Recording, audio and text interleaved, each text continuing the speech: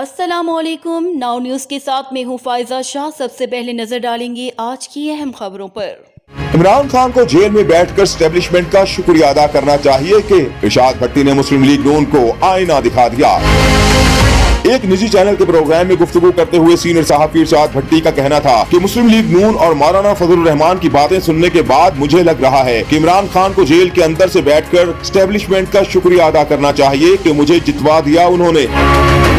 इरशाद भट्टी ने कहा कि एक अजीब मंतक है इन लोगों की। मुस्लिम लीग नून, पीपल्स पार्टी, MQM, मौलाना फजलुर रहमान और बाकी सबके एक वोट हैं। मतलब ये कि ये एक पार्टी थी जबकि ये एक दूसरे के खिलाफ इलेक्शन लड़ रहे थे और ये तो इस तरह बात कर रहे हैं कि एस्टेब्लिशमेंट ने हमें हराया, जैसे उनको जेल में डाल दिया। उनकी पार्टी को 3 हिस्सों में तकसीम कर दिया गया, उनका इंतखाबी निशान छीन लिया गया, उनको प्लेइंग फील्ड नहीं मिल रही थी, जबकि हेथ्रो एयरपोर्ट से लेकर मीनार पाकिस्तान तक और मीनार पाकिस्तान से लेकर इलेक्शन तक के पास सब कुछ था। इरशाद भट्टी ने मजीद कहा, ये जमातें क्यों नहीं मानती कि उनके पास कोई बयानिया नहीं था और लोगों ने उनको वोट नहीं दिया और इमरान खान के खंबे ही इलेक्शन में जीते हैं। PTI की सी टीम ने इलेक्शन जीता है और अगर उनके पास बल्ला होता या ये जो मशकूक सीटें हैं वो PTI को मिल जाएं तो 2/3 अक्सरियत है उनकी।